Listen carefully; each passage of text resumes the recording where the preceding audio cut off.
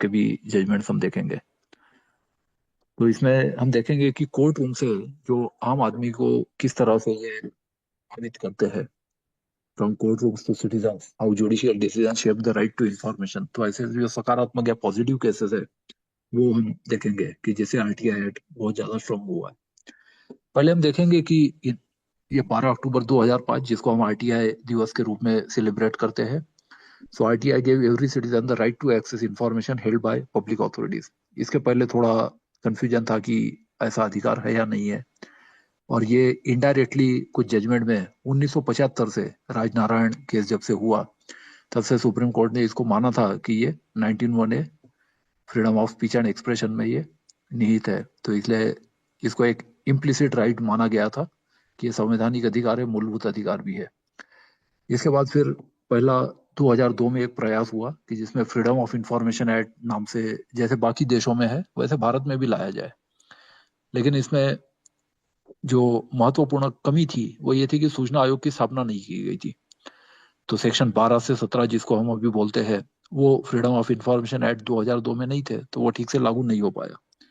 इसके बाद फिर 2005 का एक्ट आया जिसने 2002 के कानून का समाप्त किया, और कुछ स्टेट्स ने जो आइसोलेटेड छोटे छोटे छिटपुट एक्ट बनाए थे तो उसकी जगह पर पूरे भारत में लागू होने वाला एक कानून लाया। इसमें जो सबसे बड़ी बात जो आप सभी को पता है कि 30 दिन टाइम होता है और 48 hours in matters of life and liberty, ये इसके खास पॉइंट है। तो इस तरह से लीगल राइट बन गया। अब ये किस तरह से डेमोक्रेटिक रिवॉल्यूशन जो लाया, सबसे इंपॉर्टेंट जो सेक्शन की जिसको कहा जाता है आरटीआई एक्ट का प्राण है वो ये कि no reason needs to be given for seeking information. कि जो लोकस स्टैंडाई का जो कंसेप्ट है कि आप प्रभावित है तो ही कोर्ट जा सकते हैं, ये इसमें समाप्त कर दिया गया। और इसलिए सेक्शन 262 में जिसको भी जानकारी चाहिए वो इसको इन्वोक कर सकता है और एप्लीकेशन फाइल कर सकता है, ताकि इस तरह का एक एंटी करप्शन एक्ट ये बना।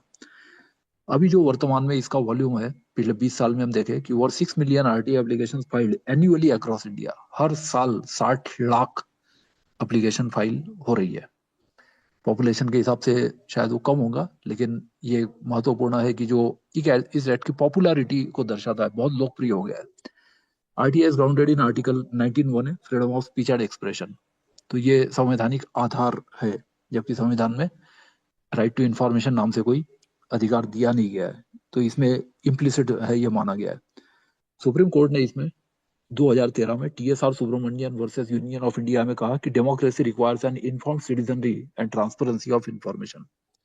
और ये इस एक्ट के प्री एम्बल में भी है कि इसकी जो उद्देशिका है कि एक्ट क्यों लाया गया, तो इसमें प्री एम्बल में ही ये दिया गया है कि लोगों को जानकारी होना जरूरी है, तभी लोकशाही टिक सकती है। कि फ्रीडम ऑफ ये government of the people, by the people, for the people हो सकता है, जो अब्राहम लिंकन ने डेफिनेशन दी थी। अब इसमें लैंडस्केप केसेस जो है इसमें हम देखेंगे कि कोर्ट्स जो है they act as guardians of transparency, और पारदर्शिता के हित में बहुत महत्वपूर्ण निर्णय इन्होंने दिए है। So IT act created the right, courts gave it teeth. तो सुप्रीम कोर्ट के ऐसे जो लैंडमार्क जजमेंट्स है वो हम देखेंगे कि पहला, expanded the definition of public authority. तो किस तरह से पब्लिक अथॉरिटी की डेफिनेशन जो है 2H में इसको विस्तारित किया गया। दूसरा, क्लैरिफाइड व्हाट कॉन्स्टिट्यूट्स इंफॉर्मेशन, कि 2F में जो इंफॉर्मेशन की परिभाषा है इसको क्लैरिफाई करने का काम सुप्रीम कोर्ट ने किया है। Struck down misuse of exemptions, कि जो सेक्शन 8 सबसे ज्यादा जिसमें अपील और लिटिगेशन होता है, तो ये बहुत सारे जो मिसयूज होते हैं इसको क्लैरिफाई किया clause wise. Protected citizens right to exam answer sheets, जो छोटे बच्चों को अधिकार दिया, या जो भी कैंडिडेट्स है जो एग्जाम पास करते हैं विद्यार्थियों को एक अधिकार दिया गया। Bank records, judicial assets and more. तो इसमें जो लैंडमार्क केसेस है वो हम देखेंगे। This precedents guide millions of RTI applications filed every year. और हर साल जो है लाखों एप्लीकेशन इसके आधार पर फाइल हो रही है अभी। तो हम देखते हैं कि ये कौन कौन से केसेस है। पहला जो है कि आरटीआई एक्ट के पहले जो है union of India versus Rajnarayan, जिसमें ये कहा गया कि जो संवैधानिक बीज हम इसको मान सकते हैं, कॉन्स्टिट्यूशनल सीड, कि long before RTI act supreme court recognise the right to information as part of article 19(1)(a)। तो राजनारायण केस में पहली बार इसको माना गया था कि ये एक मूलभूत अधिकार है, संवैधानिक अधिकार है। Court held that citizens have a fundamental right to know about the activities of government, और सरकार की गतिविधि जानने का अधिकार है, ये सुप्रीम कोर्ट ने पहली बार माना। This case laid the constitutional foundation to what became the RTI Act 2005. तो इमरजेंसी के दौरान ये जो केस हुआ था उस पर से एक RTI एक्ट का जो बीज है वो शुरुआत हुई। उसके बाद कुछ और भी केसेस है जो संविधान RTI एक्ट के पहले के हैं, लेकिन हम मेनली 2005 के बाद वाले जो है ये लीगल राइट बनने के बाद वो हम देखेंगे। राज नारायण केस का जो इम्पैक्ट था ये था कि right to know equal to essential component of freedom of speech and expression, जो उसमें होल्ड किया गया था। This case made RTI and constitutional rights not merely a statutory one, तो उसको संवैधानिक दर्जा इसको दे दिया गया ताकि इसके लिए जरूरत पड़े तो हाईकोर्ट सुप्रीम कोर्ट भी जाना पड़े, और फिर इसको जन साधारण को सर्वसुलभ बनाने के लिए फिर इसको लीगल राइट बना दिया गया 2005 में। अब इसमें जो दूसरा केस है कि exam answer sheet belong to student, जो मोस्ट पॉपुलर एक्ट है जिसकी वजह से बहुत सारे स्टूडेंट्स RTI लगाते हैं, वो CBSE versus Aditya Bandopadhyay 2011 transparency in education, कि जैसे सभी एजुकेशनल इंस्टीट्यूशन का वर्किंग ही पूरी तरह से बदल गया। तो ये एक बड़ा लैंडमार्क केस है। ये 2011 में बैकग्राउंड ये है कि Aditya Bandopadhyay student simply wanted to see his evaluated answer sheet after failing a board exam. ये बोर्ड की एग्जाम में फेल हो गया और वो अपनी आंसर शीट केवल देखना चाहता था। CBSE refused, claiming a fiduciary relationship with examiners under section 8(1)E। उन्होंने कहा कि वैश्वासिक नातेदारी है वो हमारी एग्जामिनर्स के साथ है 8(1)E, और इसलिए हम ये नहीं बताएंगे। तो इसमें बड़ा इंपॉर्टेंट क्वेश्चन उठा कि बच्चों की आंसर शीट जब जांची जाती है तो क्या बच्चों के प्रति कोई बोर्ड की जवाबदेही है या नहीं है। 8(1)E फिड्यूशियरी रिलेशनशिप केवल एग्जामिनर के प्रति होती है या कैंडिडेट्स के प्रति भी है कि जिनकी आंसर शीट जांची जाती है। अब ये मामला सुप्रीम कोर्ट में गया। सुप्रीम कोर्ट ने इसमें 5 इंपॉर्टेंट चीजें होल्ड किया। पहला था कि evaluated answer sheets as information under section 2F of the RTI act. पहले उन्होंने बोला कि इंफॉर्मेशन की परिभाषा में आता है, डेफिनेशन में। दूसरा जो इंपॉर्टेंट होल्डिंग था कि examining bodies do not hold answer sheets in A fiduciary relationship with examinees. तो उन्होंने कहा कि ये वैश्वासिक नातेदारी का एग्जामिशन लागू नहीं होगा। Examinee has right to access his or her own evaluated answer book, तो अपनी आंसर शीट आंसर बुक हर विद्यार्थी देख सकता है। The identity of examiners may be severed under section 10 severability. तो इसमें यह किया कि paper setter, examiner, head examiner, invigilator, बाकी जो है इन सब की आइडेंटिटी जो है वो ना बताई जाए ताकि उनके ऊपर कोई इन्फ्लुएंस या दबाव प्रभाव ना हो और उनकी जान का खतरा ना हो। तो 8(1)G में ये एग्जम्प्टेड है और सेक्शन 10 को लागू करके बाकी चीजें उनको दिखाई जाए। Public authorities are not required to provide advice और ओपिनियन, ओनली रिकॉर्डेड इन्फॉर्मेशन। तो ये परिभाषा भी 2F में क्लैरिफाई किया जो पैरा 35 में जजमेंट में था कि जो है जैसा है वैसी फोटोकॉपी देनी है। स्टूडेंट उसका क्या करता है नहीं करता है, उसके क्या राइट्स है नहीं बनते हैं, वो दूसरी बात है। वो they will be govern by there university या जो एग्जामिनिंग बॉडी है उसके जो रूल्स एंड रेगुलेशन है उससे गवर्न होंगे, लेकिन RTI एक्ट में कॉपी तो देनी पड़ेगी। इसका जो इम्पैक्ट हुआ कि thousands of students across India can now access verify and challenge their exam results. हमने तो ये किया कि ना तो हम 10 रुपए लेते ना हम एप्लीकेशन लेते और हम सीधा ही सबको दिखा देते हैं इवैल्यूएशन हो जाने के बाद, जैसे IIT NITs में होता है। तो उस तरह से बहुत ही सिंपल प्रोसीजर हमने लागू किया कि हमको बच्चों से ये 9,000 कॉपीज के 90,000 हमको नहीं कमाने। हम ये 5 सब्जेक्ट की या जो भी वो देखना चाहे वो दे देंगे और बहुत कम रिक्वेस्ट आती है क्योंकि जब दिखा देते हैं तो अननेसेसरी RTI की जो प्रोसीजर है उसी को हमने एलिमिनेट कर दिया कि सुप्रीम कोर्ट ने जब ट्रांसपेरेंट डिक्लेयर कर दिया तो हमने वो ट्रांसपेरेंसी को एक्चुअली इंप्लीमेंट किया अपनी कॉलेज में। Set president for accountability in all examining body, UPSC, public service commission, universities. तो इसे जवाबदेही निर्धारित करने के लिए कि टीचर भी जो इतने फटाफट पन्ने पलटा देते कि लगता था कि they are playing with the careers of students, इस पर रोक लग गई क्योंकि मालूम था कि अब 10 रुपए RTI लगा के कोई भी पूछ सकता है।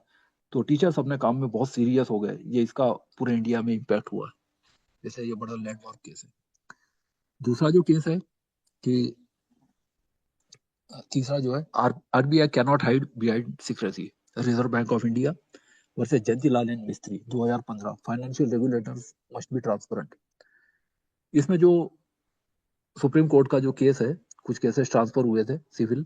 तो जयंतीलाल मिस्त्री, chartered accountant, filed RTI application seeking RBI's bank inspection reports, details of penalties imposed and names of willful loan defaulters.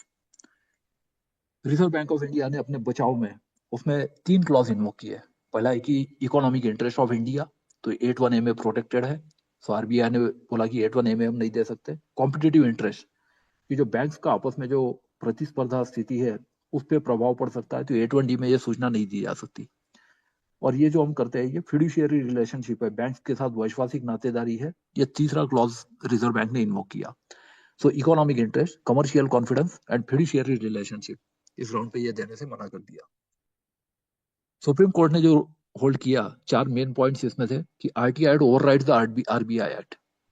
तो आरबीआई एक्ट जो है उसके ऊपर ओवरराइडिंग इफेक्ट है सेक्शन 22 में। बैंकिंग रेगुलेशन एक्ट जो 1938 का है, एंड ऑल से prior laws in matters of transparency. तो पिछले जो भी कानून है सबको ओवरराइड करता है। दूसरा, RBI is not in a fiduciary relationship with the banks, it regulates, it's a statutory watchdog.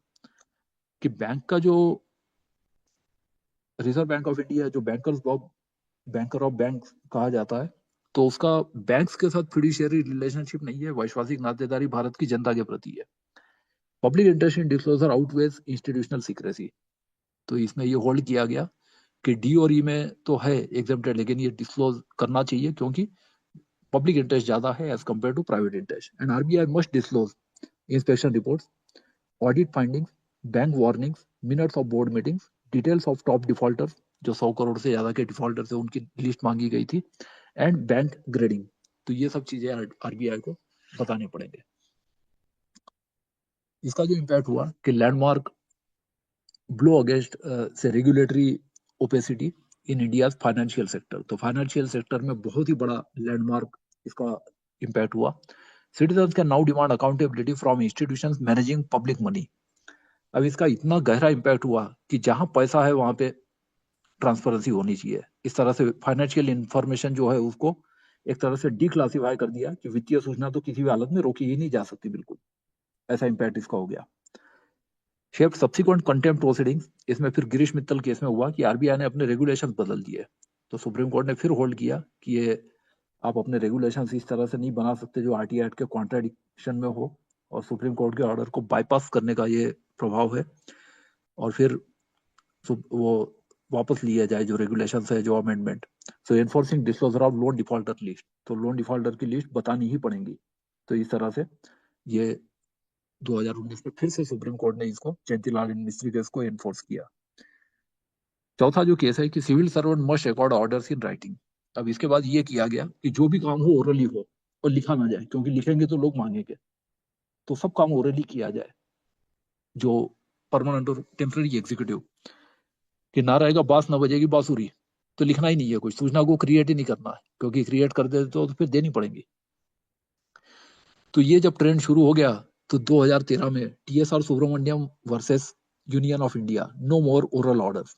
तो जो टेम्पररी एग्जीक्यूटिव, मतलब जो 5-5 साल बाद चुनाव लड़ते हैं, मतलब मंत्री, एमएलए, एमपी वगैरह, और जो परमानेंट एग्जीक्यूटिव कि जो ब्यूरोक्रेट, सिविल सर्विसेज वाले या जो भी गवर्नमेंट कर्मचारी है जो शुरुआत से लेकर रिटायरमेंट तक काम करते हैं, तो उनके बीच में जो रिलेशनशिप है उसको रेगुलेट इस जजमेंट ने कर दिया।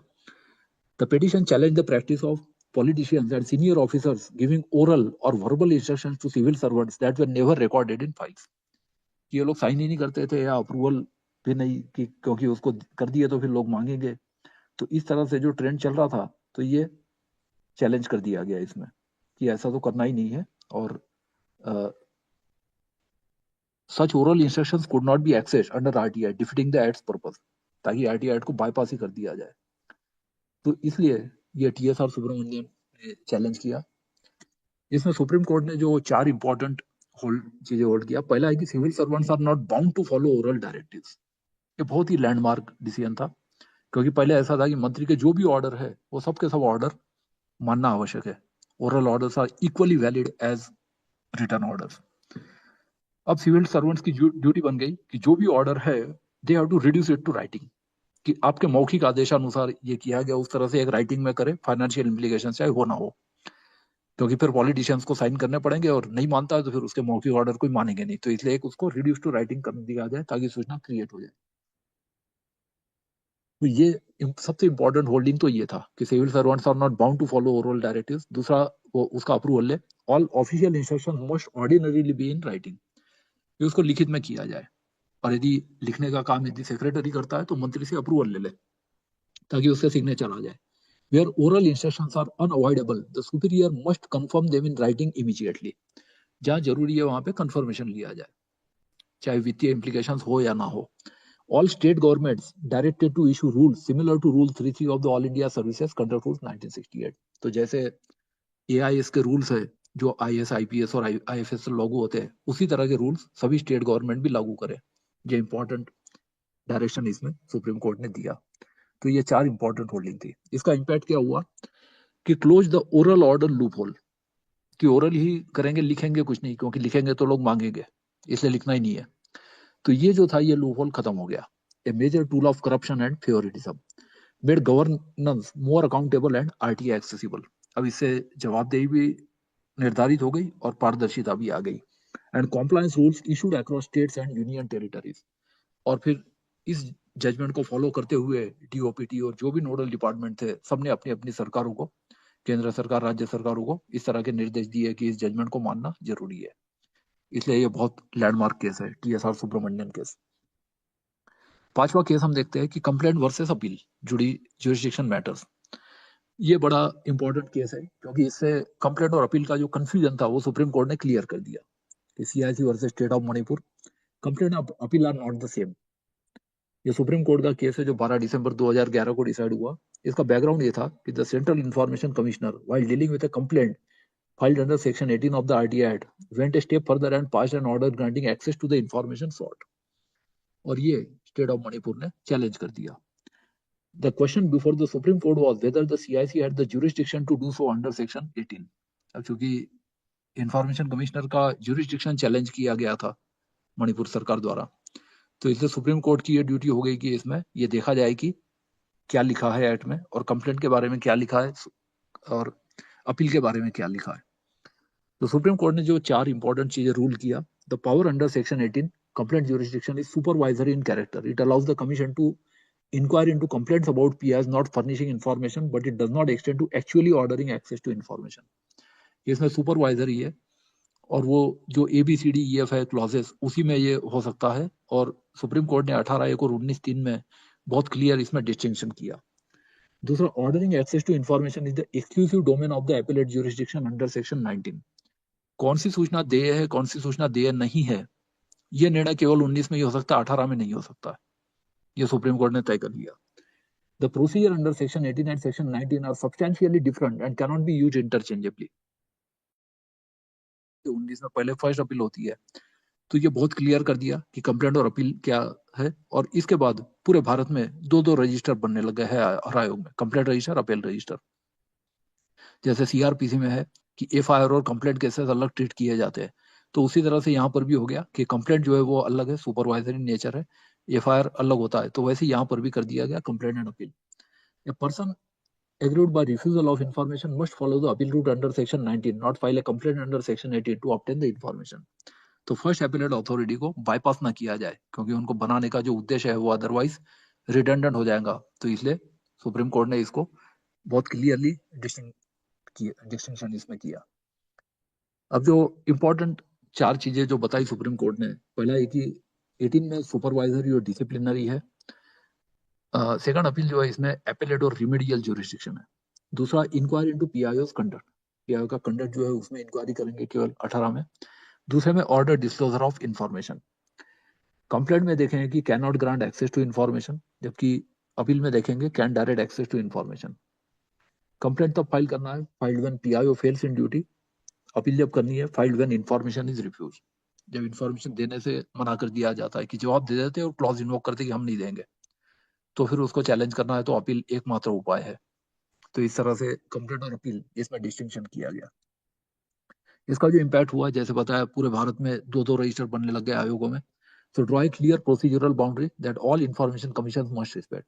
Prevented misuse of complaint jurisdiction to bypass the appeal process। तो जो मिसयूज होता था कि सीधे सूचना आयोग चले गए, फर्स्ट एपेलेट अथॉरिटी को बाईपास करते, ये मानते हुए कि वो कुछ नहीं करेंगे, तो ये इस पर रोक लग गई। Ensure that citizens use the correct legal route, कि जैसा एक्ट में लिखा गया बिल्कुल वैसा ही फॉलो करे, ये सुप्रीम कोर्ट ने इंश्योर किया। Protecting both their rights and procedural fairness. and guided information commissions across the country in properly exercising their dual jurisdiction under the RTI Act. तो सुप्रीम कोर्ट ने इसमें क्लियरली दोनों में distinction किया कि complaint में क्या कर सकते हैं, अपील में क्या कर सकते हैं, क्या नहीं कर सकते। इसके बाद जो छठा केस है, जजेस एसेट्स और पब्लिक इंफॉर्मेशन। ये एक लैंडमार्क केस है सुभाष चंद्र अग्रवाल का, कि जिसमें सुप्रीम कोर्ट के जजेस का ये सूचना मांगी गई थी, जुडिशियल अकाउंटेबिलिटी। और इसमें सुप्रीम कोर्ट ने जो 5 जज की कॉन्स्टिट्यूशन बेंच ने डिसाइड किया, अलग अलग 3 सिविल अपील थी, और ये 13 नवंबर 2019 का जजमेंट है, बहुत बड़ा जजमेंट है, 250 पेज का। सो आईटी एक्टिविस्ट सुभाष चंद्र अग्रवाल ये हमारे कुछ वीकली मीटिंग में भी आए हैं। sought information about whether Supreme Court judges had declared their assets। तो केवल इतनी इंफॉर्मेशन मांगी थी कि सुप्रीम कोर्ट जजेस ने अपने एसेट डिक्लेयर किए हैं क्या, क्या एसेट्स है, ये नहीं मांगा था, केवल ये मांगा यस नो डिक्लेयर किए कि नहीं किए। And information about the appointment process of certain जजेस, कुछ जजेस की अपॉइंटमेंट प्रोसेस की जांच मांगा गया था। The supreme court CPIO refuse citing fiduciary relationship and privacy. तो 81E और 81J में सुप्रीम कोर्ट के CPIO ने मना किया, उसको चैलेंज किया गया सूचना आयोग में, सूचना आयोग के ऑर्डर को चैलेंज किया गया फिर हाई कोर्ट में, और हाई कोर्ट के बाद फिर मामला सुप्रीम कोर्ट में आया। इसमें जो सुप्रीम कोर्ट ने 4 इंपॉर्टेंट चीजें होल्ड किया, पहला ये था कि chief justice of India is a public authority under the RTI act. तो ये इंपॉर्टेंट होल्ड किया कि जुडिशियरी भी इसके दायरे में आती है। डिस्क्लोजर ऑफ वेदर जजेस have declared assets does not impinge upon their privacy. केवल इतना डिक्लेयर करना, जैसे अभी भी पता है कि 87% जजेस ने अपने एसेट डिक्लेयर नहीं किए, तो डिक्लेयर किए है कि नहीं ये पब्लिक इंफॉर्मेशन है, क्या एसेट्स है वो फिर उसके लिए प्रोसीजर फॉलो किया जाए 81J की। So fiduciary relationship exemption section 81 is not applicable to जजेस एसेट डिक्लेरेशन। तो उन्हें सुप्रीम कोर्ट ने इसमें होल्ड किया कॉन्स्टिट्यूशन बेंच ने कि 81E जो है ये वैश्वासिक नातेदारी की इंफॉर्मेशन नहीं है। तो जो जजेस चीफ जस्टिस को जो इन्फॉर्मेशन देते हैं, तो चीफ जस्टिस की इसमें ड्यूटी है कि कितने लोगों ने डिक्लेयर किया, कितने लोगों ने नहीं किया, ये पता है। Information about appointment of SC/ST जजेस is third party information. Section 11(1) procedure must be followed before disclosure. अब ये कि जो अपॉइंटमेंट की प्रोसेस है और ये यदि करना है तो फिर उसमें नोटिस जारी किया जाए, जो भी 11(1) की प्रक्रिया है उसको डिस्क्लोजर की प्रक्रिया दी हुई है एक्ट में, तो वो फॉलो किया जाए।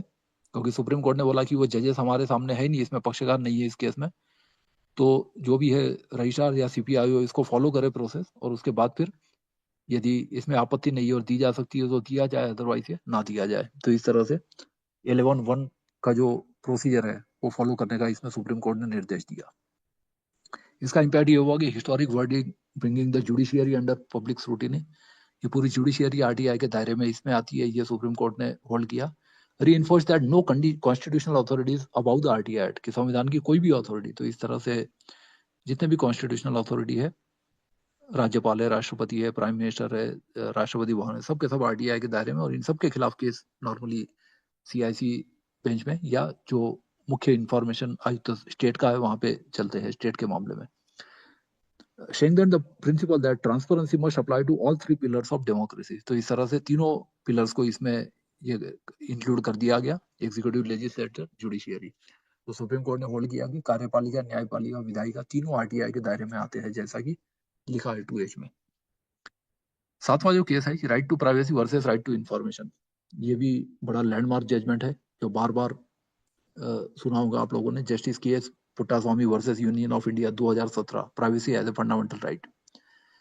तो सुप्रीम कोर्ट ऑफ इंडिया की 9 जज की कॉन्स्टिट्यूशनल बेंच थी, और इसने 2017 में 24 अगस्त को यह जजमेंट दिया।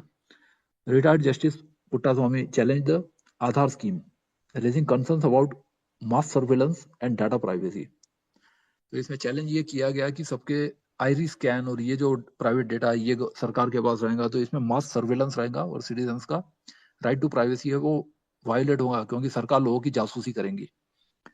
एंड डाटा प्राइवेसी, तो इसमें प्राइवेसी का राइट जो है ये फंडामेंटल राइट है या नहीं, ये क्वेश्चन इसमें अराइज हो गया। The case also clarified the relationship between RTI and the right to privacy. फिर ये मामला जो है वो RTI versus right to privacy का मामला बन गया, और इसलिए ये बड़ी बेंच के सामने गया, क्योंकि पिछले कुछ जजमेंट जो थे, जो कॉन्स्टिट्यूशनल बेंच के थे, 5 जज 7 जज, वो इसमें एग्जामिन किए गए। तो इस तरह से 9 जज की बेंच बन गई, और right to privacy supreme court ने जो होल्ड किया is a fundamental right under article 21 of the constitution. और फिर 19 वर्सेस 21 का जो रिलेशनशिप है वो सुप्रीम कोर्ट ने इसमें बहुत डिटेल में एग्जामिन किया। ये बड़ा जजमेंट है जो 3 पार्ट में है, 7 जज का अलग है, फिर एक जज का अलग है, फिर एक जज का है, तो इस तरह से कॉन्करिंग लेकिन डिफरेंट जजमेंट्स है। However privacy is not absolute, it must yield to legitimate public interest. तो सुप्रीम कोर्ट ने इसमें फिर अपने कुछ पुराने जजमेंट्स को देखते हुए 19(1) और 19(2) कि freedom of speech and expression तो है but there are certain reasonable restrictions, और ये भी संविधान में लिखा 19(2). तो इसे 19(2) में जो रीजनेबल रिस्ट्रिक्शंस है उसको भी सुप्रीम कोर्ट ने पिछले जजमेंट के आधार पर रिकॉग्नाइज करते हुए ये किया कि लेजिटिमेट पब्लिक इंटरेस्ट है तो फिर दिया जाए। Public authorities are not obliged to disclose personal information that falls under section 81J of the RTI act. तो इसमें जो 81J में पर्सनल इंफॉर्मेशन है वो देना एग्जम्प्टेड, वो देना जो है उसके लिए वो ऑब्लिगेशन नहीं है, और केस टू केस बेसिस पर सभी बेंचेस है सुप्रीम कोर्ट की या जो हाई कोर्ट है अलग अलग, या सूचना आयोग या अपीलीय अधिकारी या PIO case to case basis पर टेस्ट अप्लाई कर सकते हैं और किसी में डिस्क्लोज कर सकते हैं, किसी में नहीं कर सकते, तो उसमें सेक्शन 11 के प्रोसीजर फॉलो किया जाए, इस तरह का इसमें निर्णय दिया गया। A threefold test applies to any relationship on privacy: legality, legitimate aim and proportionality। तो कुछ बेसिक प्रिंसिपल दिए है कि जिस पर राइट टू प्राइवेसी और डीपीडीपी एक्ट आधारित है, तो इसमें ये कि जो कर रहे हैं वो कानूनी है या गैर कानूनी, इसका जो उद्देश्य है वो लेजिटिमेट है या नहीं है, और प्रोपोर्शनलिटी, ये कितना डिस्क्लोज किया जा रहा है, तो ये तीनों की टेस्ट इसमें किया जाए। ये इसमें सुप्रीम कोर्ट के 4 इंपॉर्टेंट ऑब्जर्वेशन थे। और एक कानून बनाने का भी डायरेक्शन दिया गया कि राइट टू प्राइवेसी विधिक कानून नहीं है, जबकि बाकी सब देशों में है, जहाँ जहाँ पे इंटरनेट और ये सब आ गया है, तो भारत में ऐसा एक कानून बनाया जाए और इसको विधिक कानून बनाया जाए। So establish the right privacy transparency balance in Indian law, provided courts and information commission से framework for deciding disclosure versus privacy. तो एक फ्रेमवर्क दिया कि जो भी 11 की प्रोसीजर है, 11 है, 19(2) है, 19(4) है, इसको फॉलो किया जाए पहले जजमेंट्स को ध्यान में रखते हुए।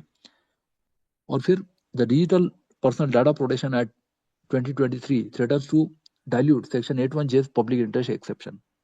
अब इसमें ये हुआ कि digital personal data protection act जो है, 2-3 ड्राफ्ट इसके आए 2019, 20, 21, और फिर फाइनली जब ये लागू हुआ तो उसमें ये एलिज किया गया कि इस जजमेंट में जो ऑब्जर्व किया था उसके वायोलेशन में है, और कुछ कमिटी जो बनी थी जस्टिस राम बालकृष्ण कमेटी वगैरह, उसके भी वो रिकमेंडेशंस वगैरह नहीं माने गए, और इस राउंड पे ये मामला गया है, और अभी ये फिर कॉन्स्टिट्यूशनल बेंच में 5 जज की बेंच के सामने फिलहाल गया है, जो 3 जज की बेंच ने 5 जज की बेंच को रेफर किया है, मतलब चीफ जस्टिस को रेफर किया। अभी ये पता नहीं कि 5 जज की बनती है या उससे ज्यादा बड़ी बेंच बनती है, ये पता चलेगा, तो ये मार्च में लगने वाले हैं cases.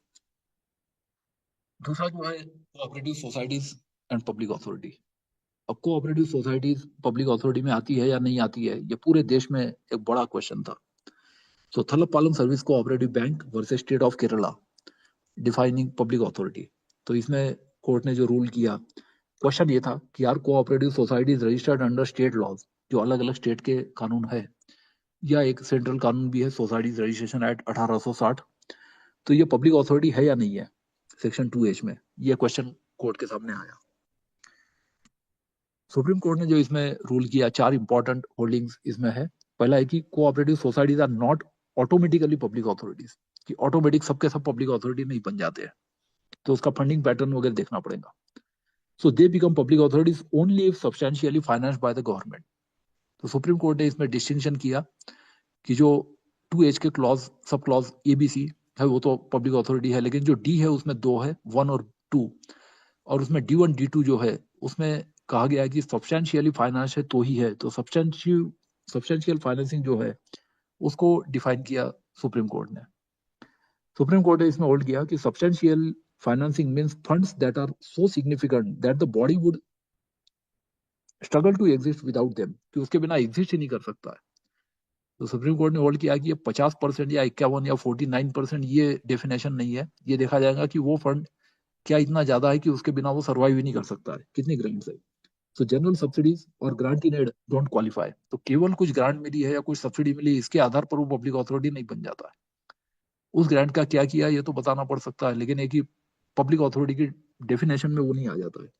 So the burden of proof to show substantial financing lies on the applicant. तो बर्डन ऑफ प्रूफ का कंसेप्ट कर दिया क्लियर कि जो भी है वो सूचना आयोग एग्जामिन कर सकते हैं, प्रॉफिट एंड लॉस स्टेटमेंट है, इनकम एक्सपेंडिचर है, उसके आधार पर वो तय करे केस टू केस बेसिस पर कि सब्सटेंशियली फाइनेंस है या नहीं है। तो इस तरह से सुप्रीम कोर्ट ने इसमें कोऑपरेटिव सोसाइटीज के मामले में जजमेंट दिया, जिससे बहुत सारे कोऑपरेटिव सोसाइटीज इसमें आरटीआई के दायरे में आ गई। इसका जो इम्पैक्ट हुआ, reverse A trend set by several high courts that had broadly interpreted public authority. तो बहुत सारे हाई कोर्ट के जो जजमेंट है वो इससे उलट गए।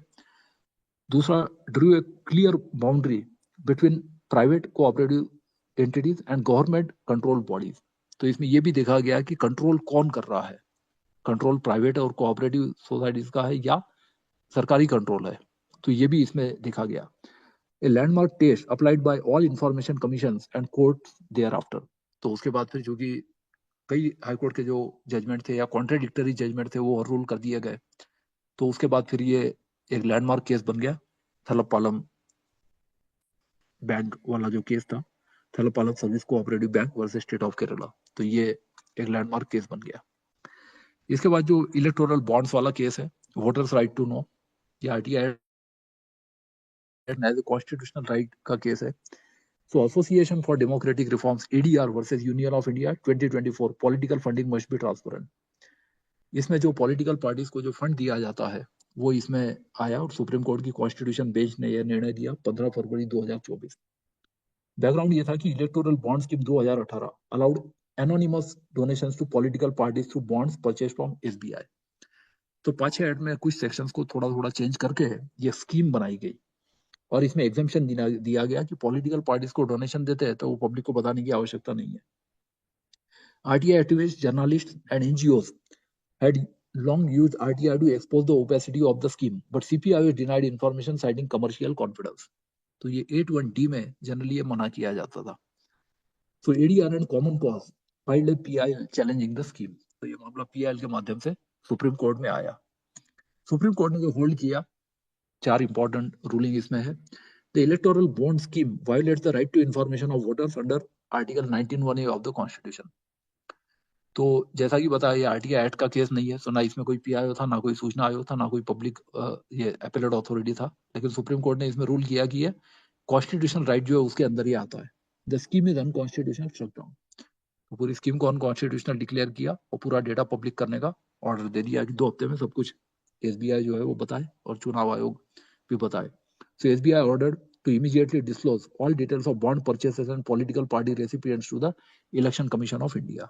तो एसबीआई ये चुनाव आयोग को बताएगा और इस तरह से ये डिटेल्स पब्लिक हो गए। ECI directed to publish the data on its official website. चुनाव आयोग जो है, इलेक्शन कमीशन ऑफ इंडिया, इसको अपनी वेबसाइट पर पब्लिश करेगा। इस तरह का इसमें डायरेक्शन दिया गया। ये चार इंपॉर्टेंट होल्डिंग इसमें थे। इसका इंपैक्ट ये हुआ कि one of the most consequential RTI linked verdicts of the decade, ये पूरे डिकेड का एक बड़ा लैंडमार्क जजमेंट बन गया। रिवील्ड ₹9857 करोड़, करीब 9,857 करोड़ का जो डोनेशन दिया गया था इन political donations exposing एलिज्ड quid pro quo arrangements. इसके बाद फिर कोर्ट में फिर मामला गया कि इसमें एफआईआर किया। कोर्ट ने बोला कि नहीं, ये खुद एनालिसिस करो, एग्जामिनेशन करो, इंटरप्रिटेशन करो, को है कि नहीं, ये सुप्रीम कोर्ट का काम नहीं है। वो डेटा हमने दे दिया है, तो आप इसका एग्जामिनेशन करो और देखो कुछ मामला कहीं कुछ बनता है क्या या लिंक कहीं दिखता है क्या। Affirm that voters have fundamental right to know who funds their elected representatives. तो इसमें जनता का राइट अपहोल्ड किया गया कि कौन इनको फंड देता है, ये जनता को जानने का अधिकार है, ये इसमें होल्ड किया गया। इसलिए ये डेमोक्रेसी के फेवर में एक जजमेंट माना जाता है। 10वां जो केस है, NGO receiving government funds are accountable. अब एनजीओ आरटीआई के दायरे में पब्लिक अथॉरिटी है या नहीं है। तो इसमें दयानंद आर्य विद्यालय DAV college trust versus director of public instructions 2019, funded NGOs must be transparent. ये मामला सुप्रीम कोर्ट के सामने गया और 2019 का जजमेंट है जिसमें सब्सटेंशियल फाइनेंसिंग क्या होता है ये सुप्रीम कोर्ट ने फिर एक बार डिफाइन किया। So DAV College Trust and similar bodies receiving substantial government grants challenge their classification as public authorities under RTI. तो DAV College Trust और दूसरी कुछ बॉडीज थी, उन्होंने चैलेंज किया कि हम आरटीआई के दायरे में नहीं आते और इसलिए ये 2H का मामला सुप्रीम कोर्ट के सामने गया। सुप्रीम कोर्ट ने इसमें 3 इंपॉर्टेंट चीजें होल्ड की। पहला एक ही receive substantial finance from the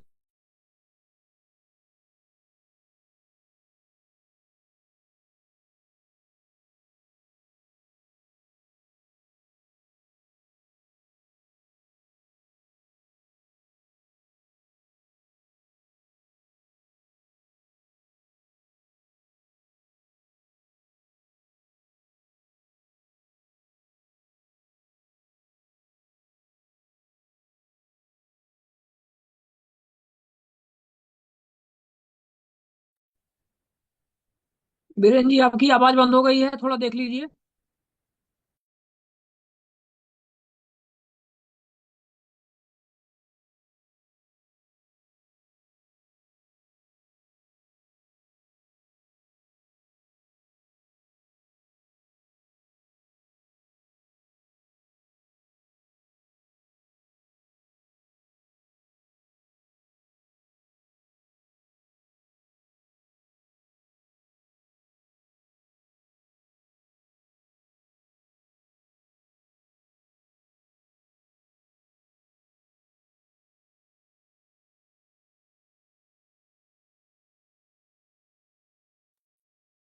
हमें लगता है कोई नेटवर्क का इशू हो गया है बीरेन जी का। बीरेन जी, क्या दिक्कत हो गई थी?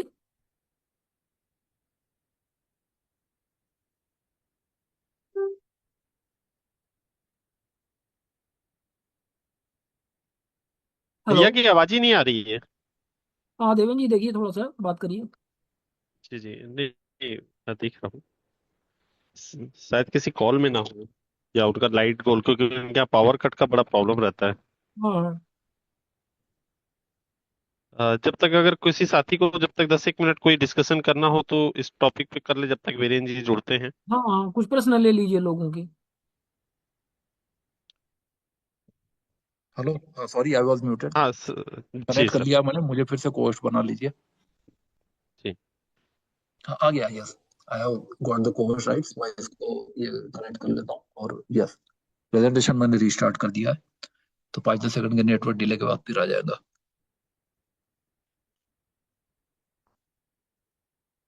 Yes, okay. मेरे दूसरे डिवाइस पर ये आ रहा है, तो आपको भी थोड़ी देर में ये दिखना शुरू हो जाएगा इसमें। ओके। तो इसमें सब्सटेंशियल फाइनेंस जो है, ये सुप्रीम कोर्ट ने इसमें डिफाइन किया कि ये परसेंटेज पर आधारित नहीं है, लेकिन वो अमाउंट जो है लाखों में करोड़ों में है, इसके आधार पर निर्णय किया जाए कि सब्सटेंटिव फाइनेंसिंग है या नहीं है। और सेक्शन 2H में जो क्योंकि एक्ट में कोई डेफिनेशन ही नहीं है इसकी सब्सटेंशियल फाइनेंसिंग की, तो वो सुप्रीम कोर्ट ने क्लैरिफाई किया। And transparency must follow public money, so wherever RTI funds go, RTI must follow. कि जहां जहां पर पब्लिक का पैसा है वहां पे पब्लिक का जानने का अधिकार बनता है। ये बेसिक प्रिंसिपल सुप्रीम कोर्ट ने एम्फेसाइज किया। इसके बाद इसका जो इम्पैक्ट हुआ कि covered thousands of government aided schools, colleges, hospitals and trust under RTI. तो बहुत सारे स्कूल, कॉलेज, हॉस्पिटल और ट्रस्ट इसमें आ गए। और इस तरह के एडमिनिस्ट्रेटिव डायरेक्शन जो एडमिनिस्ट्रेटिव अथॉरिटीज थे, मतलब डीओपीटी या जो नोडल डिपार्टमेंट है, जीएडी वगैरह, उन लोगों ने अपने अपनी सरकारों के लिए निर्देश जारी किए। Citizens can now verify whether welfare funds reach their intended beneficiaries. तो जो सरकारी पैसा है, जो वेलफेयर फंड्स है, कि जो दिया जाता है संसद या असेंबली के माध्यम से, और जिसका एक ऑडिटिंग होता है कि कंट्रोलर एंड ऑडिटर जनरल या अकाउंटेंट जनरल, तो सीएजी एजी जिस पर संविधान में व्यवस्था है, तो उस तरह से इसका ऑडिट हो। इस तरह से जो इंटेंडेड बेनिफिशियरी को इसका वित्तीय लाभ मिले, इसका दुरुपयोग ना हो फंड्स का, इसके लिए ये बहुत लैंडमार्क जजमेंट माना जाता है कि एनजीओ पर लागू होता है कि नहीं। ये क्वेश्चन सुप्रीम कोर्ट ने सॉल्व कर दिया। Personal information limits of RTI. Personal information में बड़ा कंफ्यूजन था कि क्या सूचना दी जा सकती है, क्या नहीं दी जा सकती है। तो इसमें Girish Ramchandra Deshpande versus CIC 2012, personal information of public servants, कि पब्लिक सर्वेंट है तो इनका सब कुछ पब्लिक है क्या, या इनका भी राइट टू प्राइवेसी है, क्या पब्लिक सर्वेंट है, भारत के नागरिक है या नहीं। तो ये एक लैंडमार्क केस सुप्रीम कोर्ट के सामने आया, और उसमें सुप्रीम कोर्ट ने डिसाइड किया कि पब्लिक सर्वेंट है, ये भी भारत के नागरिक है और इनका भी राइट टू प्राइवेसी होता है। तो public activity versus personal activity, या public information versus personal information, इसको डिस्टिंक्ट करने का सुप्रीम कोर्ट ने इसमें प्रयास किया। So an RTA applicant sought copies of all memos, show cause notices, censure orders, income tax returns, assets and gifts received by a public servant. तो इसमें ये जब सूचना मांगी गई, तो सुप्रीम कोर्ट ने इसमें डिक्लेयर किया कि सरकारी नौकर है, ये भी भारत के नागरिक है, और इसमें 3 इंपॉर्टेंट चीजें होल्ड किया कि सच information is personal information under section 81G of the RTI act. तो सुप्रीम कोर्ट ने इसमें कहा कि जो सूचना मांगी गई है, जो अप्लीकेंट ने मांगी थी कि memos, show cause notice, censure orders, income tax returns, assets and gift, तो सुप्रीम कोर्ट ने मांगा कि 81J में आता है और 81J की प्रक्रिया फॉलो किया जाए, सेक्शन 11, 19 वगैरह की। दूसरा, it is exempt from disclosure unless the applicant can demonstrate large public interest. तो सुप्रीम कोर्ट ने होल्ड किया कि एग्जामिशन के दायरे में तो आती है, देना नहीं देना ये दूसरी बात है। तो जहां पब्लिक इंटरेस्ट साबित कर दिया जाए वहां दे दिया जाए, पब्लिक इंटरेस्ट साबित नहीं होता है तो ना दिया जाए। तो ये प्रक्रिया सुप्रीम कोर्ट ने इसमें क्लैरिफाई किया। And public servants have a right to personal privacy even while serving in public office. तो पब्लिक ऑफिस में है तब भी पर्सनल प्राइवेसी उसकी बनी रहती है, ये होल्ड किया। मुझे याद है कि जब संजय गांधी पीजीआई में था तो हमारे जो फोन कॉल के लिए हमको बाहर नहीं जाना पड़ता था, और हर महीने हम अपने बिल एग्जामिन करते थे, और बाकायदा हमको पर्सनल फोन कॉल करना फुल्ली अलाउड था, और सैलरी के में से पैसे काटे जाते थे। तो पूरी लिस्ट हमारे पास लंबी आती थी, हम उसमें से लिखते थे कि ये पर्सनल कॉल है, ये ऑफिशियल है, ये ऑफिशियल है, पर्सनल है, नंबर से हम वेरीफाई करते थे, और हमारे सैलरी में से पैसे कटते भी थे। तो पर्सनल कॉल के लिए हमको बाहर नहीं जाना पड़ता था, और फुल्ली हमको पर्सनल कॉल अलाउ कर दिया था कि आप उसका सैलरी में से पैसा देंगे। तो इस तरह से पर्सनल को क्लियरली डिस्टिंक्शन किया गया कि पर्सनल प्राइवेसी जो है ये प्रोटेक्टेड है, पब्लिक सर्वेंट की भी है। तो इसका इम्पैक्ट ये हुआ कि balance RTI with the right to privacy of individuals, खास करके public servants, and clarified that RTI can not be used for personal vendetta और टू हरास ऑफिसर्स। तो केवल सरकारी नौकर बन गए तो सभी सरकारी नौकर है इसलिए वो भ्रष्ट है, इस तरह का प्रिजम्पशन सही नहीं है। और पर्सनल किसी का हरासमेंट करने के लिए, परेशान करने के लिए इसका मिसयूज ना हो, ये सुप्रीम कोर्ट ने इसमें रोकने का प्रयास किया। And read alongside Puttaswamy 2017. This case defines the privacy controls within RTI. तो RTI में जो है वो राइट टू प्राइवेसी अपने आप में प्रोटेक्टेड है, 81J में, 11 में, 19 में। तो सुप्रीम कोर्ट ने होल्ड किया कि जैसा एक्ट ड्राफ्ट किया उसको उस तरह से जैसा है लेटर एंड स्पिरिट में फॉलो किया जाए। 12वां जो केस है कि information commissioners must be appointed timely, ये अंजलि भारद्वाज का एक लैंडमार्क केस है कि जिसमें सूचना आयुक्तों की नियुक्ति नहीं की जाती है 2019 से 2025, नो वैकेंसी नो ट्रांसपेरेंसी। तो ये किया गया कि सूचना आयुक्त ही अपॉइंट ना किए जाए, ताकि सूचना आयोग जो है कुछ काम ही ना कर सके, पेंडेंसी बढ़ती जाए और ये भी बाकी कोर्ट्स की तरह टोटली इनइफेक्टिव बन जाए। So multiple orders including 15 February 2019 and 7 जनवरी 2025, तो ये के समाप्त होने के बाद भी जब नॉन कंप्लायंस हुआ तो इसमें फिर अंजलि भारद्वाज ने कुछ फॉलो अप इसमें किया। बैकग्राउंड ये था कि large scale vacancies in central and state information commission were causing massive backlogs, और इसमें कहाँ कितना पेंडेंसी है अपील्स एंड कंप्लेंट्स, इस पर रिसर्च करके ये पिटीशन में प्रस्तुत किया गया। So RTI appeals pending for years.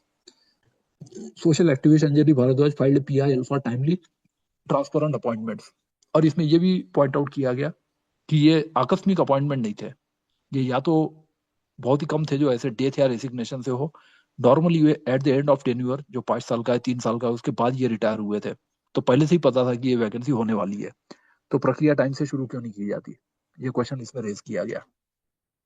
Supreme court ने जो 5 इंपॉर्टेंट चीजें होल्ड किया इसमें, पहला ये था कि ऑल अपॉइंटमेंट डिटेल्स, मतलब advertisements, applicants, selection committee composition to be placed on government website, कि ये सब चीजें वेबसाइट पर रखी जाए। दूसरा, appointments must include candidates from all streams, not just ex government officials, जो नवीन शर्मा केस में भी होल्ड किया था। तो उसमें किया कि जो एक्ट में लिखा है वो सभी फील्ड से हो, केवल एक्स ब्यूरोक्रेट्स ना हो।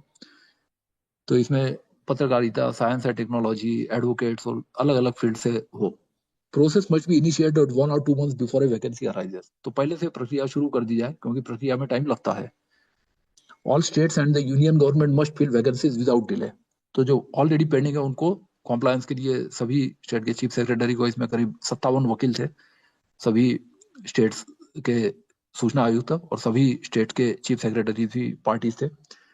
और जनवरी 2025 में फिर एक फॉलो अप ऑर्डर पास किया कि specific timelines issue to all states and the centre for completing pending appointments, तो इसमें डेडलाइन दे दी गई कि अब कंप्लीट कर दो, अपॉइंट कर दो। इसका जो इम्पैक्ट हुआ कि force transparency in the very institution meant to enforce transparency, तो इसका जो इम्पैक्ट हुआ कि सूचना आयोग जो बहुत इंपॉर्टेंट है, जो 2002 के एक्ट में नहीं थे, तो वो ठीक से काम कर सके, इसलिए ये बहुत लैंडमार्क जजमेंट माना जाता है। Set accountability standards for how information commissioner are appointed. ये सूचना आयुक्त है जो पारदर्शिता के लिए जाने जाते हैं सूचना आयोग, तो खुद इनकी अपॉइंटमेंट में कितनी पारदर्शिता है ये भी जानने का अधिकार लोगों को है। And prevented the slow death of RTI through institutional neglect, कि जैसा ग्राम न्यायालय केस में हुआ तो उस तरह से कहीं ऐसा ना हो कि ये एक्ट ही पूरी तरह से खत्म हो जाए, तो इसलिए ये बहुत इंपॉर्टेंट जजमेंट माना जाता है। 13वां केस है high courts under RTI, online portals mandatory. अब जुडिशियरी का मामले में हाई कोर्ट्स जो है वो आरटीआई के दायरे में आते हैं कि नहीं आते हैं, और ये ऑनलाइन पोर्टल वाला था। Pravasi legal cell versus union of India 2023, digital access to RTI. कुछ जजमेंट जो है प्रवासी लीगल सेल के केसेस किशन चंद जैन के साथ भी कंबाइन किए गए थे, और सुप्रीम कोर्ट ने इसमें ये जो केस है ये 20 मार्च 2023 में डिसाइड किया, और फिर किशन चंद जैन वाले केस दूसरे दो अलग अलग केस में डिसाइड किए। बैकग्राउंड जो था वो इस केस का ये था कि citizens, especially migrants and those in remote areas, face tremendous difficulty in filing RT applications with courts and government departments lacking online portals। तो ये जब एक्ट में लिखा है कि इलेक्ट्रॉनिक मोड से होगा 6(1) में, तो इसको इम्प्लीमेंट क्यों नहीं किया जा रहा?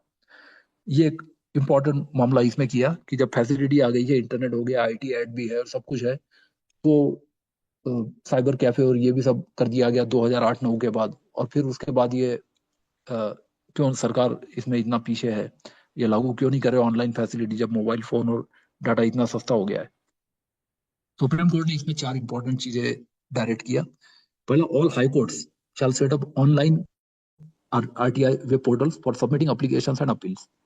तो एप्लीकेशंस और अपील के लिए सभी हाई कोर्ट जो है वो पोर्टल करे, वेबसाइट अपनी बनाए।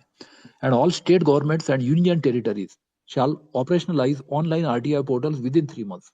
तो सभी स्टेट गवर्नमेंट और यूटी को कर दिया गया कि ऑनलाइन पोर्टल जो है 3 महीने में इम्प्लीमेंट करें।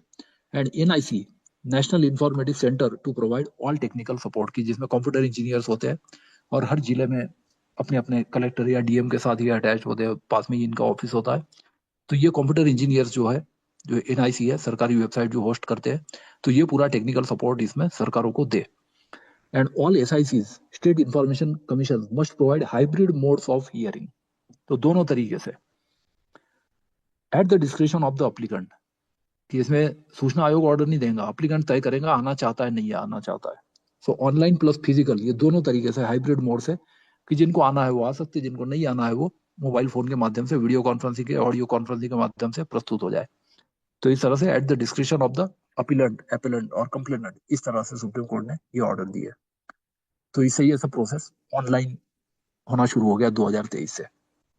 इसका जो इम्पैक्ट हुआ कि डेमोक्रेटाइज आरटीआई एक्सेस, की ई गवर्नेंस की जगह एम गवर्नेंस, मतलब इलेक्ट्रॉनिक गवर्नेंस की जगह मोबाइल गवर्नेंस एक तरीके से शुरू हो गया, particularly for elderly, disabled, rural and migrant citizens. इनके लिए ये बहुत आसान हो गया, और बहुत सारा इसमें अननेसेसरी जो एक्सपेंडिचर था ट्रांसपोर्ट का, होटल का, ये सब इसमें जो है बचना शुरू हो गया। Move India towards a fully digital RTI ecosystem, तो ये शुरुआत इसमें हो गई। And complemented by Kishan Chand Jain versus union of India 2023, directing e filing of appeals. तो इसमें फिर किशन चंद जैन केस में e filing of appeals and complaints भी मैंडेटरी कर दिया गया, और डेडलाइन दे दी गई कि आपको करना ही करना है 31 दिसंबर 2023 के पहले, और इस तरह से लागू हो गया। फिर जो 14th केस है, Rafale and public interest test defence purchases, जिसमें पहले बोफोर्स स्कैम वगैरह हुआ था। तो ये यशवंत सिन्हा वर्सेस सीबीआई, ये 2019 में आया कि डिफेंस परचेसेस जो है ये पब्लिक इंटरेस्ट ओवरराइड सीक्रेसी, ये सीक्रेट होना चाहिए डिफेंस इंटरेस्ट होने के नाते, ये 81A में प्रोटेक्टेड है या नहीं है। तो सुप्रीम कोर्ट के सामने ये मामला गया रिव्यू पिटीशन में, और बैकग्राउंड ये था कि documents relating to the Rafale fighter jet deal were publish in the media, ये एक अखबार ने छाप दिया। The government argued that they were stolen official documents and inadmissible. तो सरकार ने बोला कि ये चोरी किए गए डॉक्यूमेंट है और इसलिए ये इनएडमिसिबल है। तो सुप्रीम कोर्ट ने बोला जहां से भी छाप दिया उन्होंने, अब 81A लागू नहीं होता क्योंकि ये पब्लिक को सब पता चल गया है, तो इसमें बस ये बताओ कि सही है कि नहीं है, बस इतना इसमें क्वेश्चन है सिर्फ। 81A का तो सवाल ही नहीं उठता है। So petitioners argued that public interest in knowing the truth outweighed secrecy। petitioner की आर्गुमेंट ये थी कि पब्लिक इंटरेस्ट ज्यादा है इसमें, और जो सीक्रेसी है क्योंकि फाइनेंशियल मैटर्स है, तो डिफेंस तो सीक्रेट रह सकता है, लेकिन जो परचेस है इसलिए ये सीक्रेट नहीं है। तो ये आर्गुमेंट पिटिशनर्स की थी, यशवंत सिन्हा की। सुप्रीम कोर्ट ने इसमें 3 इंपॉर्टेंट रूलिंग किया। पहला है कि leak documents relating to the Rafale deal were admissible for consideration, कि वो कैसे आए वो नहीं देखेंगे, कोर्ट ने बोला कि ये एडमिसिबल है। अब अपराध नहीं बनता है वो दूसरा मामला है, तो वो देखा जाए, और यदि अपराध बनता है तो फिर जो सीआरपीसी 340 के मुताबिक कार्रवाई की जाए, क्योंकि ऑलरेडी पब्लिक हो गए तो अब इसमें कुछ कर नहीं सकते। दूसरा, referencing section 82 of the RTI act, public interest in disclosure can override even official secrets. तो जो एग्जेम्प्टेड है उसको भी 82 में ओवरराइड किया जा सकता है। इस तरह से एक इनेबलिंग प्रोविजन था, तो 82 की तरफ सुप्रीम कोर्ट ने इसमें ध्यान दिलाया कि 82 में ये लिखा है, और सरकार जो है वो एग्जेम्प्टेड इंफॉर्मेशन है वो भी दे सकती है।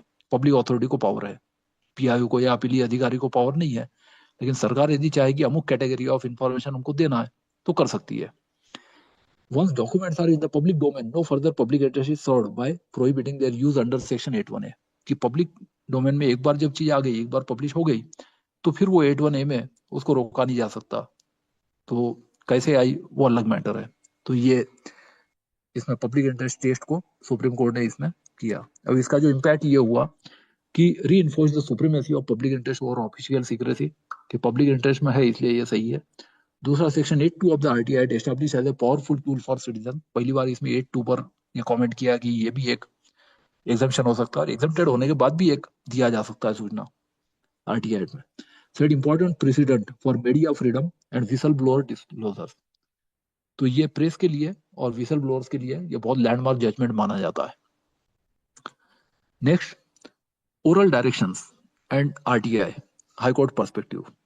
अब ये जो ओरल डायरेक्शन जो दी जाती है उसके मामले में, जैसे हमने देखा अभी सुब्रमण्यन केस टीएसआर, तो उसी तरह से ये Subhash Chandra Agarwal versus secretary general supreme court, Delhi high court 2010, duty to confirm or deny. तो इसमें ये जो दिल्ली हाई कोर्ट की डिवीजन बेंच में लेटर पेटर्न अपील था 12/1/2010 में डिसाइड किया गया, जो ऑल इंडिया रिपोर्टर में रिपोर्टेड है। Key principle, a public authority has a duty to confirm or deny whether it holds information.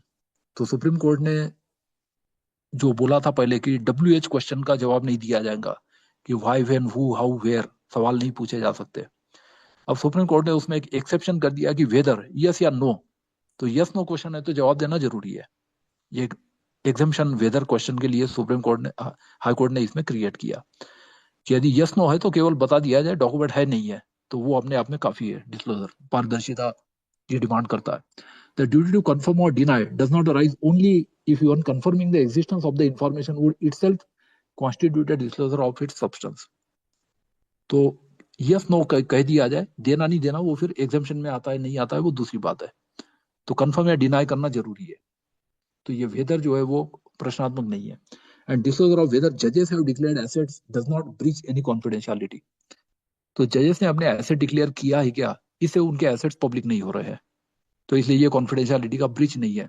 तो ये इसमें जो जजेस की जो सूचना मांगी गई थी उसमें सुभाष चंद्र अग्रवाल केस में ये होल्ड किया गया। तो ये हाईकोर्ट का एक लैंडमार्क जजमेंट है।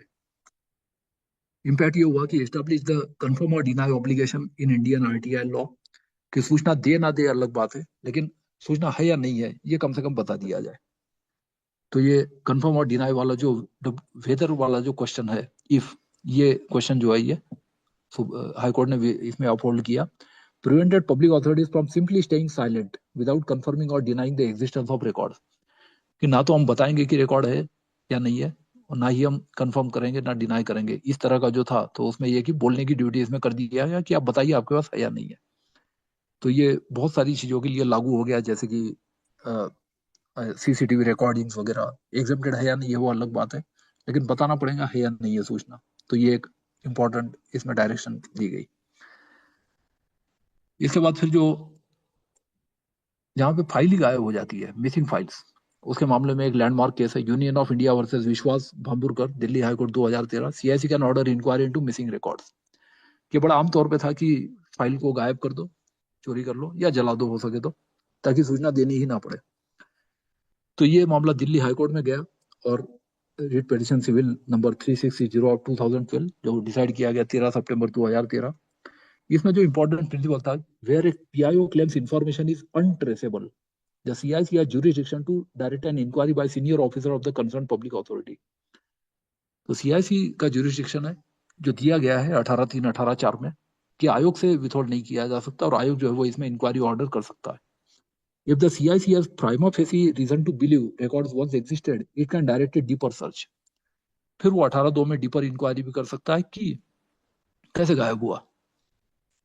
And missing files is not a valid automatic ground for denial. तो मिसिंग फाइल्स है तो उसमें फिर दो उपाय जो बचते हैं कि पहला एफआईआर करना, डिसिप्लिनरी कार्रवाई करना, और दूसरा ये कि रिकॉर्ड को रिक्रिएट करना। तो वो उपाय सूचना आयोगों के पास बचते हैं। ये इसमें होल्ड किया गया। तो ये 3 इंपॉर्टेंट प्रिंसिपल्स है। फिर बॉम्बे एचसी कंपेनियन केस, इसी जैसा एक केस है जो Vivek Kulkarni versus state of Maharashtra 2015 का था। If a state information commission has directed an FIR for missing records, the concern department must file the FIR, it can not give itself a clean chit. तो केवल नहीं है बोल के छुटकारा नहीं पा सकते, उसमें फिर एफआईआर करना जरूरी हो गया। So court impose cost of ₹15,000 on the state for shielding officials. तो इसमें सरकार के ऊपर 15,000 का कॉस्ट इम्पोज किया गया।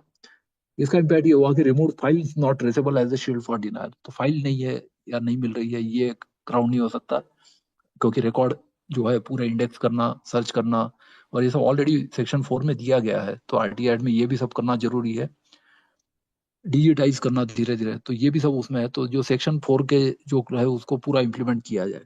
Empowered information commission to investigate institutional cover ups, कि सूचना आयोग जो है वो जहां लगता है कि कवर अप किया जा रहा है या नहीं दी जा रही, तो ज्यादा डीप में जा सकता है, क्योंकि इनके सेक्शन 4 में, सेक्शन 25 में कुछ पावर्स है रिपोर्ट वगैरह में, रिकमेंडेशन में।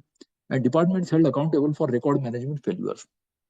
तो डिपार्टमेंट जो है उनकी जिम्मेदारी है कि रिकॉर्ड्स क्रिएशन, रिकॉर्ड मैनेजमेंट और रिकॉर्ड डिस्ट्रक्शन, तो उसमें वो अपना स्ट्रीमलाइन करे आरटीआई एक्ट के मुताबिक, ताकि आरटीआई एक्ट का कहीं वायोलेशन ना हो। तो ये बॉम्बे हाई कोर्ट का जजमेंट है।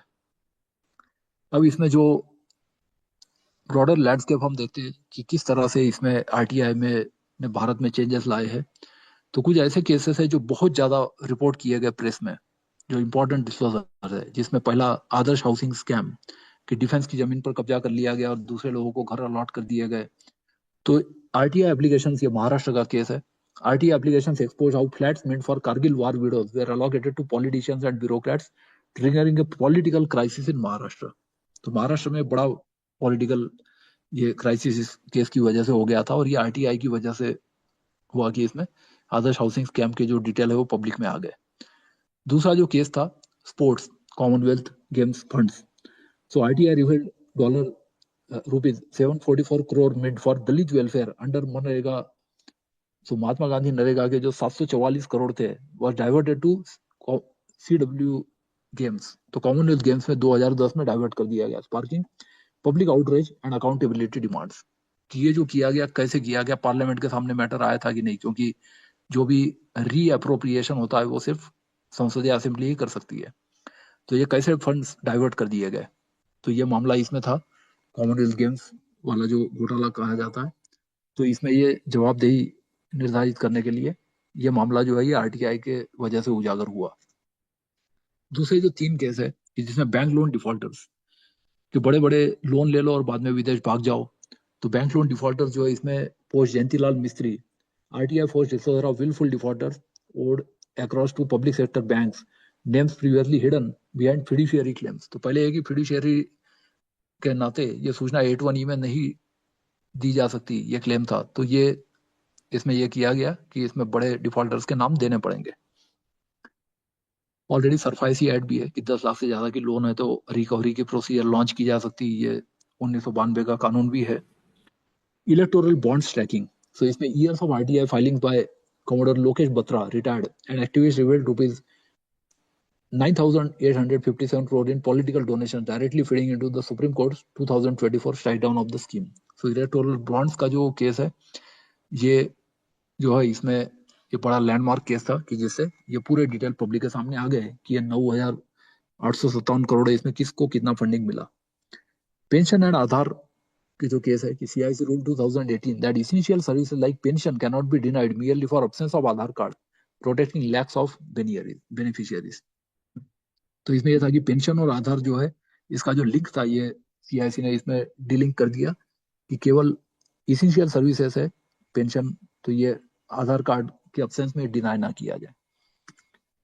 अब इसमें जो इम्पोर्टेंट एग्जेम्पशंस है कि जो सुप्रीम कोर्ट ने इसमें कोर्ट्स ने जो होल्ड की है या रिकॉग्नाइज की है, तो इसमें कमर्शियल कॉन्फिडेंस है 81D का जो अ, ये है एग्जाम्पशन, ये cannot be use by examining bodies for model answers. So CBSE versus Aditya Bandopadhyay में होल्ड किया कि ये जो डी वाला जो है कॉम्पिटिटिव एडवांटेज, ये इसमें लागू नहीं होता है, क्योंकि एग्जाम हो चुकी है, परीक्षा दे चुके हैं, रिजल्ट भी डिक्लेयर हो गया, मार्कशीट भी दे दी है, तो फिर अब आंसर बुक को रोकने में क्या फायदा है। दूसरा 81E fiduciary relationship. So RBI does not hold bank inspection data in fiduciary capacity, ये जयंतीलाल मिस्त्री केस में होल्ड किया गया। 81G danger to life. So names of interview board members may be exempt. So BPSC versus Syed Hussain, तो ये Bihar public service commission versus Syed Hussain Abbas Rizvi वाले case में 2012 में होल्ड किया गया। अदरवाइज इंटरव्यू बोर्ड और ये जो है इनको धमकी मिलना शुरू हो जाएगा, तो दबाव या प्रभाव में ना आए, इंडिपेंडेंटली फेयरली अपना काम वो इम्पार्शियली करे, अदरवाइज लोग उनको रिश्वत देके सिलेक्शन कराना शुरू कर देंगे। तो ये इसमें 81G जो है, इसमें सुप्रीम कोर्ट ने ये माना कि एग्जाम्पशन जायज है और ये सूचना नहीं दी जाएगी। 81J personal information cannot be use to withhold जज asset declaration. So CPIO supreme court versus Subhash Chandra Agarwal वाला 2019 का केस है। फिर 82 वाला जो केस है ये पब्लिक इंटरेस्ट एग्जाम्पशन, तो इवन ऑफिशियल सिगरेट सील टू पब्लिक इंटरेस्ट, तो ये राफाल वाले केस में, यशवंत सिन्हा केस में 2019 में होल्ड किया गया। अब इसमें जो आगे 2019 के बाद जो अमेंडमेंट हुए और जो चैलेंजेस भारत के सामने है, तो उसमें हम देखेंगे कि जो सबसे बड़ी जो थ्रेट है वो है वैकेंसीज इन कमीशंस, कि आयोगों में भर्ती नहीं हो रही है जो सूचना आयुक्तों की। So thousands of appeals pending as information commission operate with skeletal staff, और कहीं कहीं तो ऐसा है कि आयोग है नहीं, बस बाकी लोग ही सैलरी ले रहे हैं, आयुक्त है ही नहीं, तो कुछ काम हो ही नहीं रहा। सो सम एसआईसीज have waiting times exceeding 1 year. So normally 1 साल में हो जाना चाहिए केस डिसाइड, उससे ज्यादा नहीं होना चाहिए, तो बहुत आयोग में ये 1 साल से ज्यादा टाइम लग जाता है। फिर आरटीआई अमेंडमेंट एट 2019 की security of tenure and salary of information commissioners reduce weakening their independence, ये मामला अभी चैलेंज किया गया है, और मतलब 2019 से, और ये सुप्रीम कोर्ट में पेंडिंग है फिलहाल। तीसरा है digital personal data protection act 2023, जिसमें सुप्रीम कोर्ट को कॉन्स्टिट्यूशन बेंच गठित करनी पड़ी। तो section 44(3 proposes to delete the public interest exemption in section 81G of the RTI Act, threatening to shield personal information of the powerful। तो इसमें ये जो है 81J का अमेंडमेंट संसद ने जो किया, ये चैलेंज कर दिया गया, और इसमें संवैधानिक पीठ इस पर विचार करेंगी। इस महीने सुनवाई पे केस आने वाला है। वायलेंस अगेंस्ट आरटीआई एक्टिविस्ट, करीब 100 से ज्यादा मर्डर भारत में हो चुके हैं आरटीआई एक्टिविस्ट के पिछले 20 साल में। So according to CHRI, Commonwealth Human Rights Initiative, 99 RTI activists have lost their lives since 2006। 180 पर हमला हुआ, ये CHRI के फिगर्स है। लो अवेयरनेस, कि लोगों का पार्टिसिपेशन बहुत ही कम है, 99.5% लोग आरटीआई लगाते ही नहीं है भारत में। So millions of citizens, especially in rural areas, remain unaware of their RTI rights। तो ये लो अवेयरनेस, ये सबसे बड़ा चैलेंज है कि इसमें रेगुलर इसमें इवेंट्स ऑर्गेनाइज किए जाए और इसका जनता में प्रचार प्रसार किया जाए, ताकि लोग अपने अधिकारों के प्रति जागरूक हो, अदरवाइज ये आरटीआई अपने आप ही समाप्त हो जाएगा। तो ये लो अवेयरनेस, ये एक अगला इसमें चैलेंज है। और कुछ लॉ यूनिवर्सिटीज, लॉ कॉलेजेस ने इसको सिलेबस में शामिल कर दिया है आरटीआई एक्ट को, और एडवोकेट्स वगैरह भी इसका इस्तेमाल कर रहे हैं।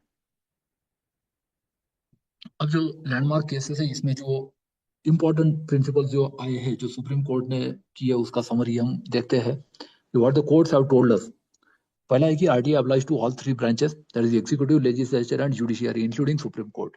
तो ये इससे तय हो गया कि जैसा 2H में डेफिनेशन है, तो कार्यपालिका, न्यायपालिका, विधायिका तीनों पर लागू होता है, ये इसमें कंफर्म हो गया।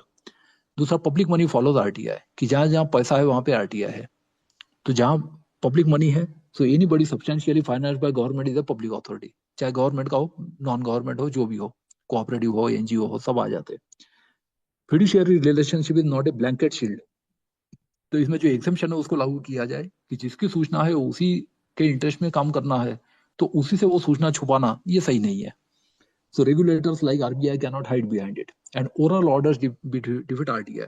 तो हर काम जो है वो लिखित में किया जाए, ओरल ऑर्डर्स को ना किया जाए। टीएसआर सुब्रमण्यन केस में था कि all official direction must be in writing and on record, कि जो भी ऑफिशियल है तो वो कागज पे कहीं ना कहीं होना चाहिए, और फिर आरटीआई के दायरे में इंफॉर्मेशन के मीनिंग में वो आ जाता है 2A में। देना नहीं देना वो दूसरी बात है फिर। और personal privacy is real but not absolute. तो पर्सनल प्राइवेसी तो है, ये भी फंडामेंटल राइट है, लेकिन एक ही एब्सोल्यूट नहीं है, क्योंकि 1901 का एक्सेप्शन 1902 में संविधान में ही दिया गया है। तो public interest can override it under section 8(2). तो पब्लिक इंटरेस्ट जो है वो है या नहीं है, तो इसमें 8(2) है जो उसको भी इसमें लागू किया जाए, सरकार कर सकती है, क्योंकि इनेबलिंग प्रोविजन है ये। तो एग्जेम्प्टेड होने के बाद भी ये दिया जा सकता है। फिर missing files can not excuse non disclosure, so CIC can order A search और इंक्वायरी। तो यदि फाइल्स मिसिंग है तो ऐसे मामले में सूचना आयोगों का दायित्व बन जाता है कि वो देखे कि उसमें सर्च कर सकते हैं, इंक्वायरी कर सकते हैं, और वो अपना 18(2)(3)(4) का पावर जो है वो एक्सरसाइज करे। Voters have a right to know who funds political parties, so electoral funding transparency is an RTI right। तो ये भी सुप्रीम कोर्ट ने होल्ड किया। और यदि कुछ करना चाहते हैं तो दूसरी स्कीम लाई जाए जो ज्यादा पारदर्शी हो। ये सरकार के सामने अब एक ही अल्टरनेटिव बचा है। And RTI must be accessible, so online portals, hybrid hearings and e filing are now mandated. तो इस तरह से जो ऑनलाइन का एक प्रोविजन था 6(1) में कि एप्लीकेशन ऑनलाइन भी हो सकती है और can be reduce to writing, जैसा FIR के मामले में था 154 में CRPC में, तो अभी पूरा इलेक्ट्रॉनिक कर दिया गया कि एक्सेसिबल हो। और इस तरह से ये ऑनलाइन हाइब्रिड हियरिंग, ई फाइलिंग, ये सब मैंडेटरी कर दिया गया RTI एक्ट के मामले में। तो हम कंक्लूड कर सकते हैं आखिरी में कि इंडिया जो डेमोक्रेटिक टॉर्च है, the right to information act has transformed the citizen state relationship in India. Landmark court decisions have ensured that no institution is about transparency. कि पारदर्शिता के ऊपर कोई नहीं है, चाहे वो राष्ट्रपति भवन हो, प्रधानमंत्री कार्यालय हो, संसद हो, उनके सुप्रीम कोर्ट हो, चीफ जस्टिस हो, सबके सब पब्लिक अथॉरिटी है। So not the supreme court, not the RBI, not political parties.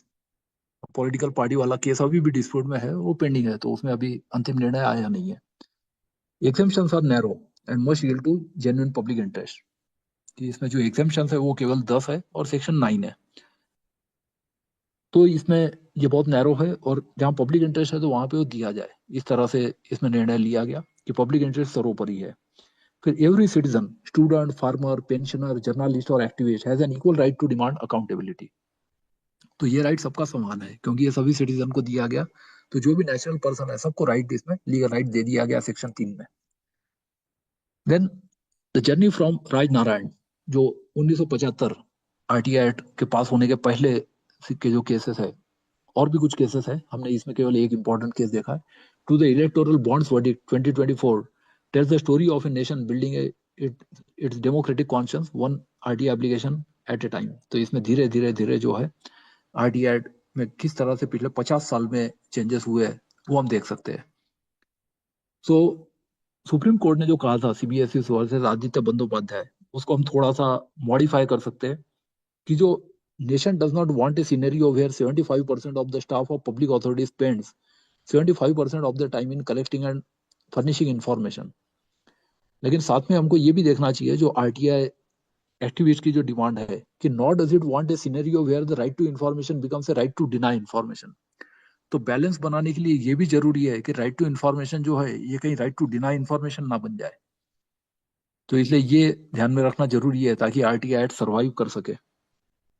तो ये एक इम्पोर्टेंट इसमें ध्यान में आता है।